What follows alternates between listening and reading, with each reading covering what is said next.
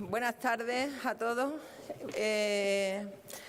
Me toca, como vamos con bastante retraso, le he dicho a los compañeros que les toca también exponer después de mí, y es el bloque un poco de los cuatro, y nos vamos a complementar bastante bien. Bueno, pues que cada uno ocupemos más o menos unos 10-12 minutos y tenemos así, recuperamos un poquito de horario.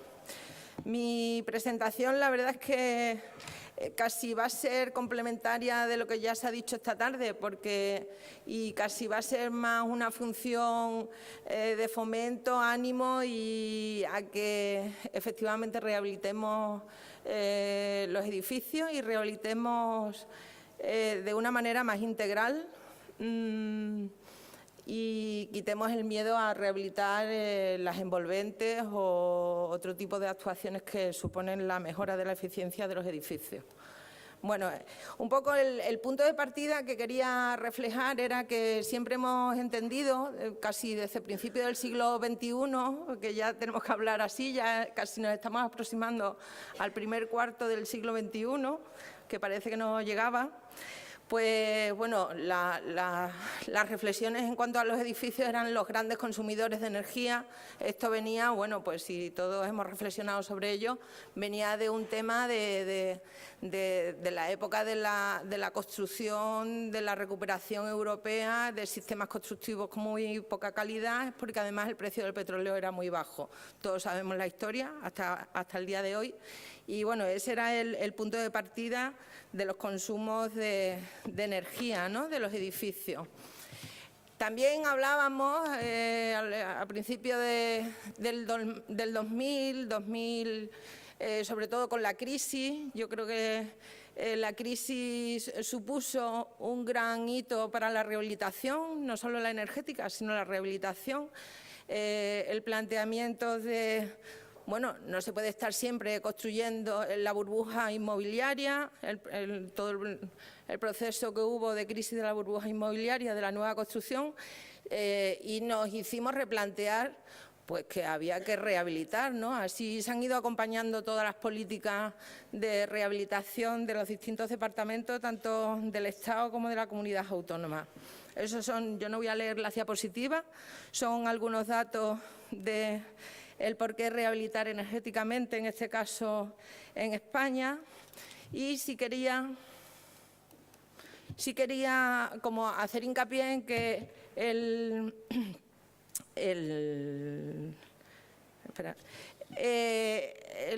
criterio, el paradigma que yo creo que es sustantivo y que es importante remarcar es que ya no hablamos de una rehabilitación energética a seca o no hablamos de una rehabilitación estructural o funcional, sino que hablamos de una rehabilitación integral en cuanto a los parámetros pues, de sostenibilidad. Sostenibilidad entendido no solo lo medioambiental, no solo lo energético, no solo los recursos que consumimos, no solo los residuos que generamos, sino lo social en cuanto a la accesibilidad, en cuanto a la salud y el confort, en cuanto bueno, pues a la seguridad, al suministro de dónde vienen los materiales, ¿no?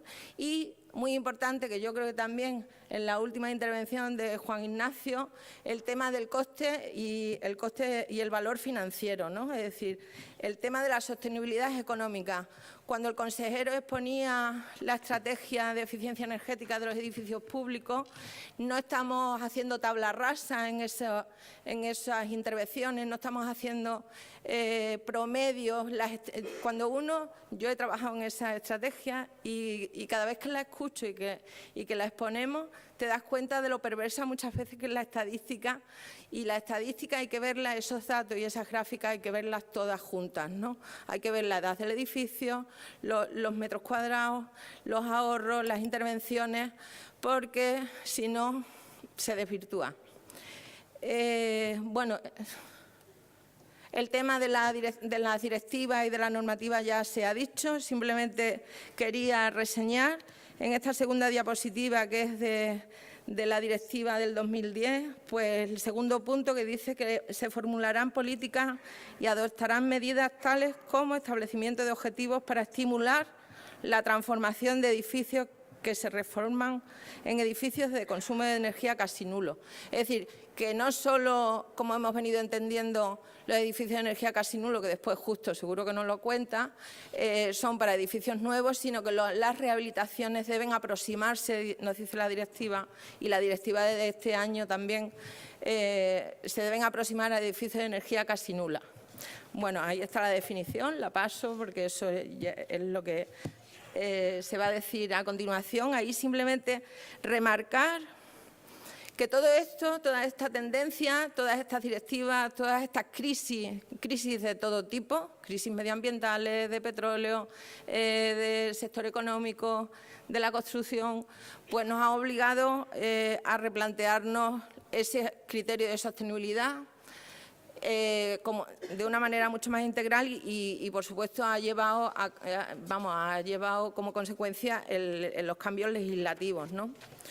Yo, con el tema del legislativo, que también se estaba diciendo en las ponencias anteriores, sí decir que tampoco nos podemos exceder en regular, ¿no? Cuidado con las regulaciones, porque muchas veces las hacemos excesivamente rígidas, esas regulaciones. Bueno, ahí esa es unos párrafos, porque es un documento que yo lo releí no hace mucho y me supuso refrescar ideas que veníamos trabajando en cuanto a todo el tema de eficiencia energética y de rehabilitación, ¿no? Que eran las recomendaciones de la Unión Europea del 2016. Bueno, la directiva del 2010 tiene poca incidencia, como ha dicho los anteriores ponentes, tarda en transponerse muchísimo, tarda en aplicarse todavía más. Y bueno, y la Unión Europea saca este documento de recomendaciones y ahí reseño dos párrafos, uno sobre edificios de consumo de energía casi nulo y el segundo que dice vuelve a impulsar o a hacernos el mandato de impulsar la transformación del parque inmobiliario existente, ¿no? Lo hago porque parece que cuando hablábamos siempre, como decía antes, de los edificios de consumo de energía casi nulo, estábamos siempre hablando de edificios nuevos y no, ya desde el principio se...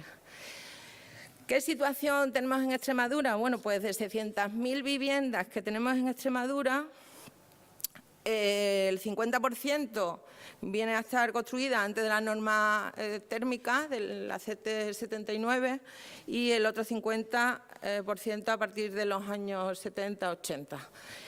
La misma proporción está en los edificios públicos que antes ponía el consejero en la estrategia.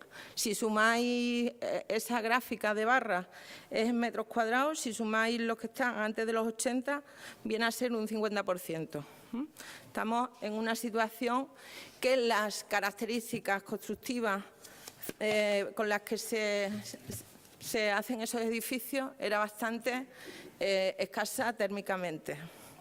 Y no solo térmicas, sino de confort, de otras prestaciones que requieren los edificios. Eso es una comparativa de la evolución del código técnico y las repercusiones que tiene sobre los costos y sobre los ahorros de reducción de demanda.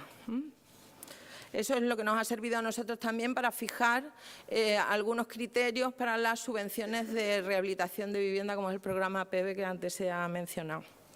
Bueno, todo esto la Dirección General o la Consejería que tenía competencia en materia de arquitectura de arquitectura y calidad, pues nos planteamos trabajar y nos hacíamos ese tipo de preguntas, ¿no? Si estábamos preparados todos los sectores de la sociedad y que intervienen en esta materia.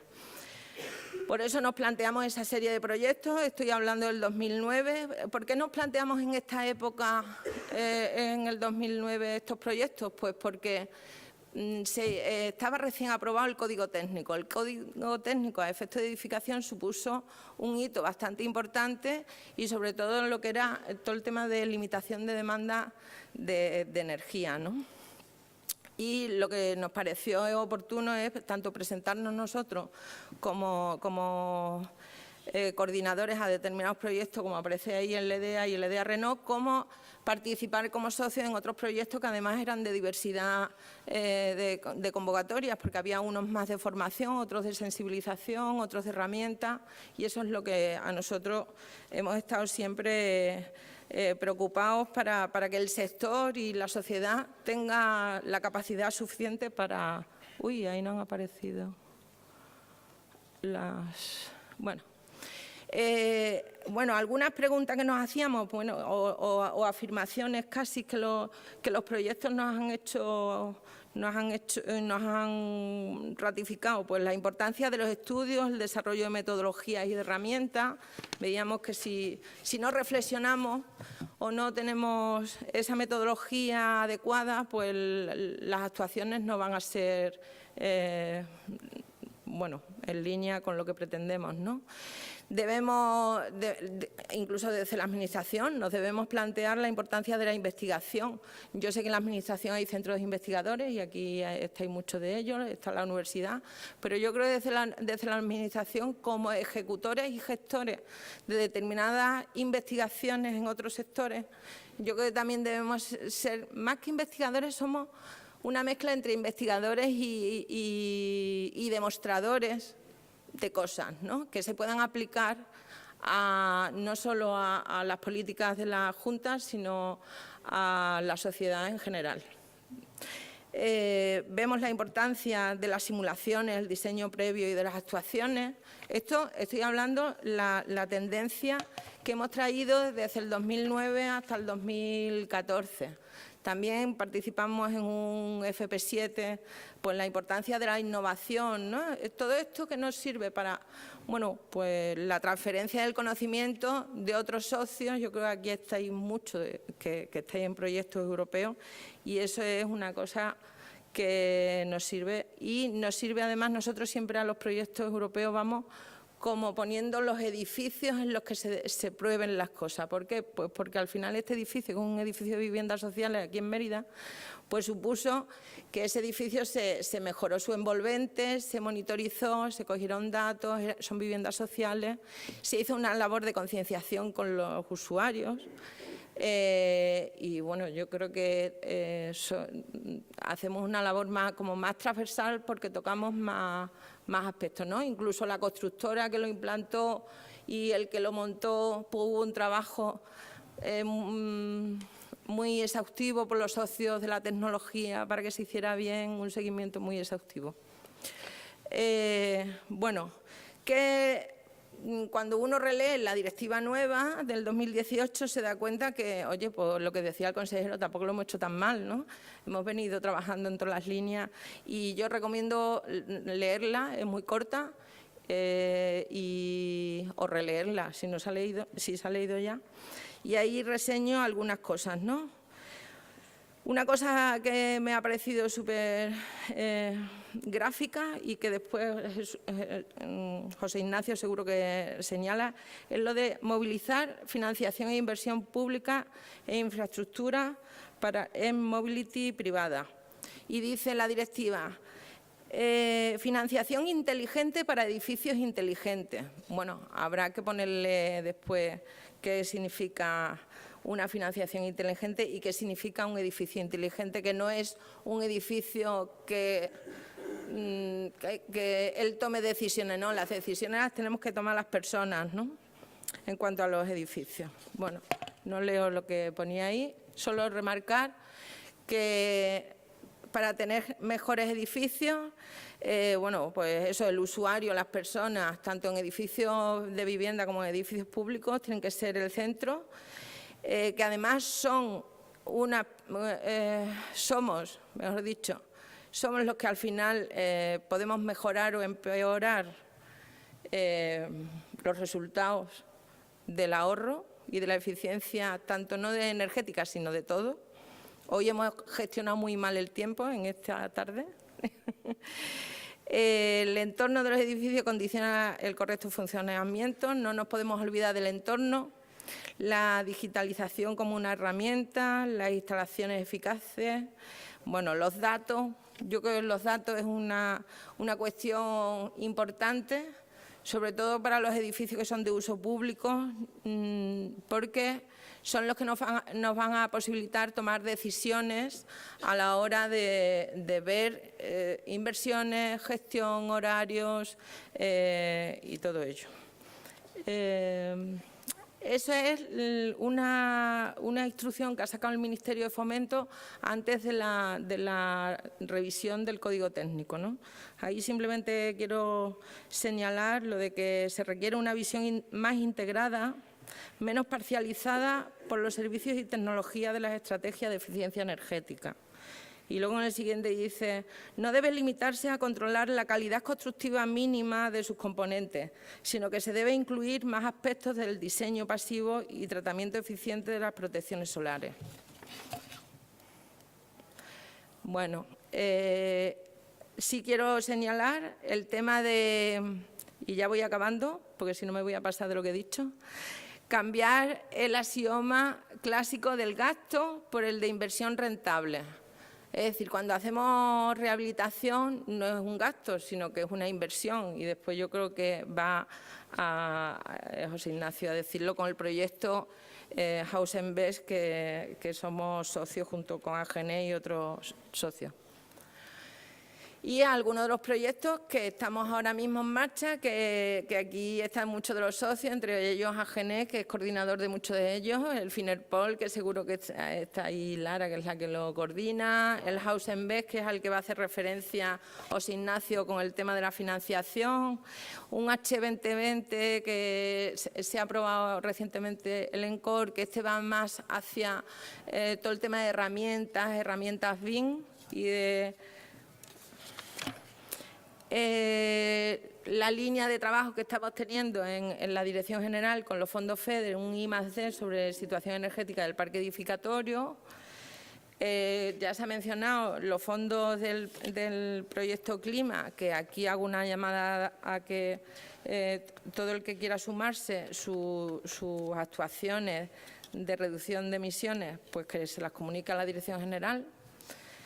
El tema del consumo de energía, bueno, este es el mismo, lo del tema de la reducción del CO2, la importancia de la monitorización y de la gestión de los datos, como ya he dicho, y el tema de la importancia de la salud de las personas, ¿no? Con los proyectos primeros, esos que había puesto al principio, el EDEA y el EDEA Reno sobre todo, que fueron proyectos que se actuaron sobre viviendas concretas, se comprobó pues la mejora del confort y las condiciones de salubridad de las viviendas, con la mejora de la envolvente y de los sistemas de climatización. Bueno, pues es importante la importancia de la innovación, el IDERCESA, que es el proyecto que está directamente aquí presente. Voy rápido. El tema, así lo tengo ahí abajo. El tema de, bueno, sí, un tema muy importante, que además ahora la directiva marca mucho y cuando hemos estado con un proyecto LAI en Bruselas recientemente, con los LAI que se han aprobado en la convocatoria de este año, es el tema de la energía embebida, todo el tema de las contaminaciones de los productos. Eso es muy importante, ¿no?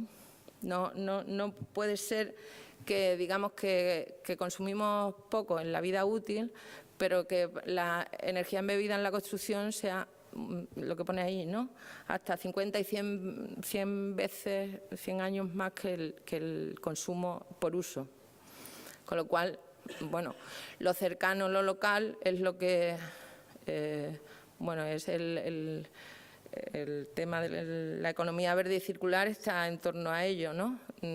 No perdamos de vista que los productos, de dónde vienen, qué energía consumen. Una de las cosas que con los coches eléctricos estábamos antes comentando, bueno, esas baterías, qué consumen en su producción, el reciclado que va a tener. Bueno, ese es el live que aquí hay también socios de este live, que es sobre el tema de rehabilitación energética con materiales de desechos agrícolas o o de desechos que no se pueden usar para otra, como el corcho granulado o el kenaf o el cáñamo. Bueno, algunas láminas del proyecto LIFE que he comentado. Y bueno, pues eso ya por finalizar. Y me pasa. Muchas gracias.